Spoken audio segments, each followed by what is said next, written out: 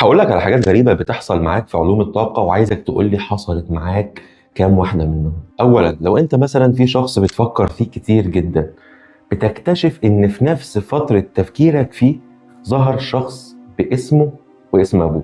يعني مثلا الشخص اسمه محمد أحمد، فأنت اكتشفت إن في شخص اسمه محمد أحمد ظهر في حياتك في نفس التوقيت. طب سيبك من اسمه، لقيت شبيه مطابق طبق الأصل للشخص ده مثلا معدي من جنبك على الشارع، أو أصلا اتعرف عليك.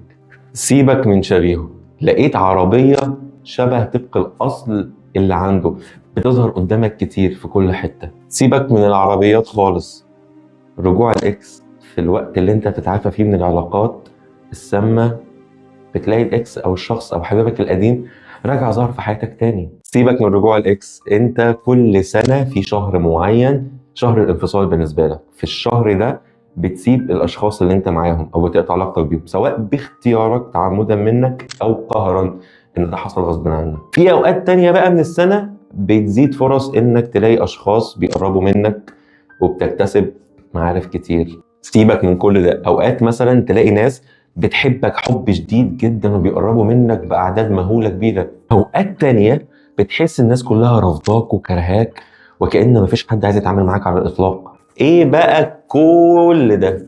ما هذا؟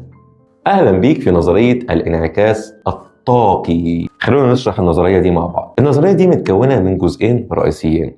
أول جزء فيهم حاجة اسمها الانجذاب الطاقي. إيه هو الانجذاب الطاقي؟ النظرية هنا بتقولك إنك أنت لما مثلا بتفكر في شخص معين، تفكيرك فيه ده بيتحول لنوع معين من الذبذبات أو الفريكونسي اللي بتوصل له وبيستقبلها بدون أنت أن تشعر ولا هو. يعني الموضوع يجي بشكل سلس وتلقائي جدا. لحد كده الأمور حلوة وسهلة. بتقولك بقى النظرية هنا تحديدا إنك أنت كلما فكرت في معدل أزيد، أو نقدر نقول الفريكوانسيز زادت عن الحد الطبيعي، ده مش مجرد بيوصل له المشاعر والافكار منك، وانما تحول لحاجه اسمها انعكاس طاقي ريفليكشن، انك بتلاقي الطاقه بتجيب لك مردود واقعي ملموس من اصل شعورك تجاه الشخص ده. يعني الموضوع ببساطه عامل شبه انك مثلا بتمسك طوبه او حجر وبترميه في ميه ساكنه او هاديه، سطح ميه عادي، فبتلاقي فيه ريفليكشن او انعكاس حصل من سطح الميه كردة فعل من فعل الطوبه.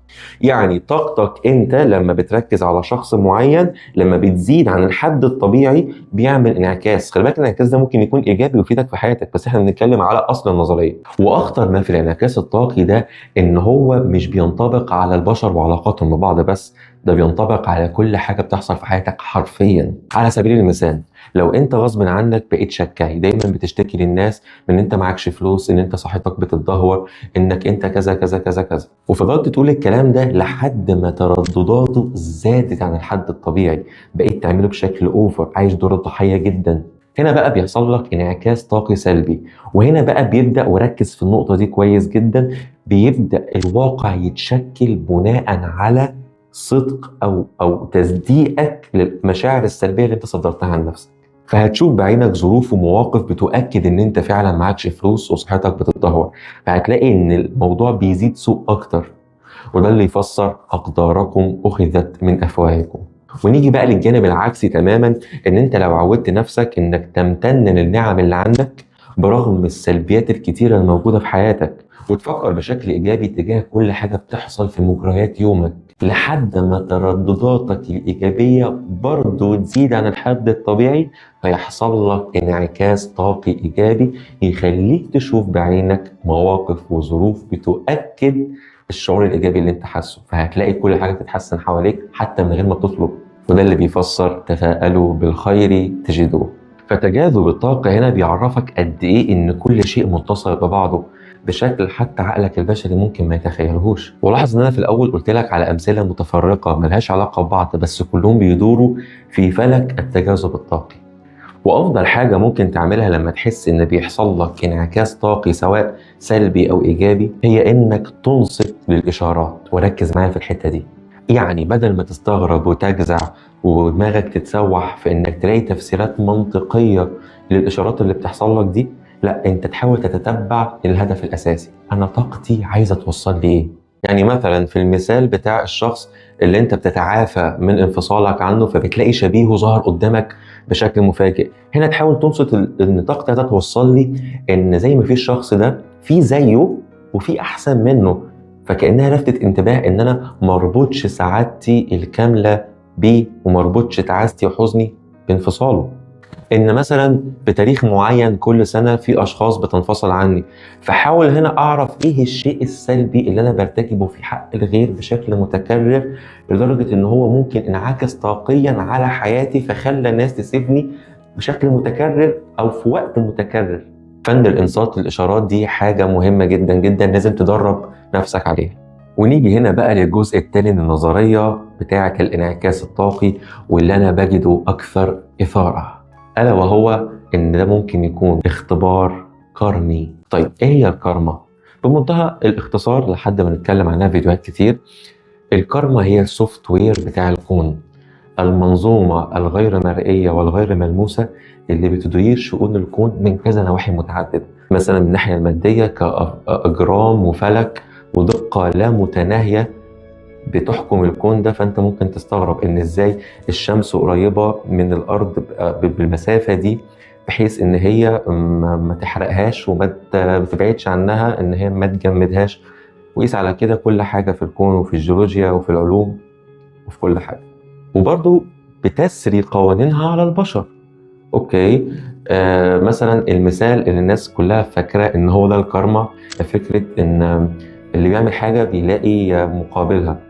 تمام، ده مش هو ده الكارما. ده انتوا تخيلوا ان ده قانون واحد من ضمن قوانين الكارما. والكارما ليها اهداف ربنا سبحانه وتعالى خلقها، هي مش كائن حي ولكن كمنظومه ربنا سبحانه وتعالى خلقها علشان تدير شؤون الكون من نواحي متعدده زي ما احنا قلنا.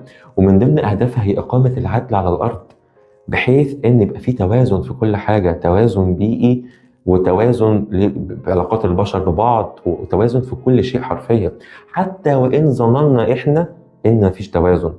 بدون الدخول في تفاصيل معقده لحد ما نتكلم عن الكارما بشكل احسن، نقدر نقول ان اختبار الكارما هنا نابع من قانون مهم اغلب الناس ما تعرفوش، الا وهو قانون التصالح، اللي هو بيقولها ببساطه ان الانسان كلما تصالح مع نفسه والاخطاء التي ارتكبها في حق غيره، كلما الكارما تصالحت معاه فتصالح معها الكون اللي ربنا سبحانه وتعالى خلقه. بمعنى آخر إن القانون ده ممكن يمشي معاك بالسلب وبالإيجاب، وللأسف أغلبنا بنستخدمه بالسلب من غير ما احنا نحس. أنا أفرطت في حق نفسي مثلا إن أنا بذلت مجهود كبير جدا عشان شخص يحبني بيقرب مني، لدرجة إن أنا كنت قربت أغير شخصيتي علشانه وفي الآخر ما حبنيش وهو اللي خذلني. أقول لك بالظبط هو ده اللي بيحصل من الكارما، ده رد الكارما. انت نفسك دي مش ملكك، هي امانه انت ربنا مديها لك بس في الدنيا وهياخدها منك تاني. فبالتالي انك تحط نفسك انك تبذل مجهود علشان حد ما يستاهلش المجهود ده، انت بتعاقب ممكن من جنس العمل ان نفس الشخص يعاقبك انت اللي انت بذلت مجهود علشانه. وكمان افراطي في حق الغير، انا مثلا كدبت على ناس فكدبي ده اثر عليهم بالسلب وعمل لهم مشاكل. انا يوما ما حد هيكذب عليا وهحط نفسي في نفس المشاكل بالظبط، وإن ما كانش بالظبط هيكون بنفس الشعور. المهم يبقى فيه توازن، وان ظننا ان مفيش توازن. فبالتالي تحت مبدأ الانصات للاشارات اللي بتحصل من التجاذب الطاقي اللي هو جزء من الانعكاس الطاقي، نقدر نقول ان الكارما هنا بقى بمنظور الكارما دورك انك تتصالح معاها مش تعاديها، وتبقى جاهز دايما لاختباراتها. تعالوا نجيبوا مثال الشبيه ده تاني، بس نشوفوا منظور الكارما عمل ازاي.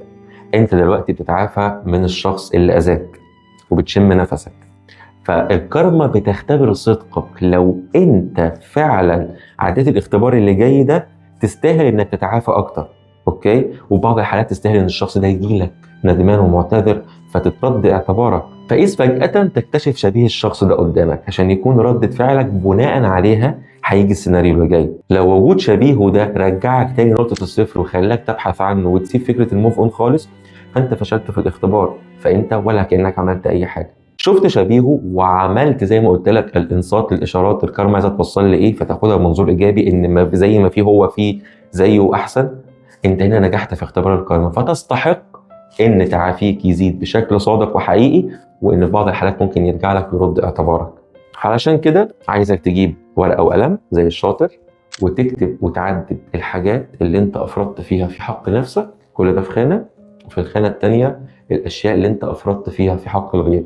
وصدقني كلما تصالحت مع الكارما كلما شفت انعكاسات إيجابية طاقية بتخليك تحس إن كان في قيود كتيرة جدا في حياتك بس أنت اللي كنت ساجن نفسك فيها. اختصار لكل الكلام ده، مفيش حاجة صدفة، كله متشابك ببعضه. تتصالح مع نفسك الكون كله يتصالح معاك. أتمنى أكون أفدتك. يهمني رأيك في الكومنتات، ومهتم جدا جدا جدا أعرف تجاربكم الشخصية تجاه انعكاسة الطاقة اللي بتحصل في حياتكم، لأن ده هيساعدني في أبحاثي جدا. واكتبوا لي حابين أتكلم عن إيه الفيديو الجاي. See you أيها الطاقيون.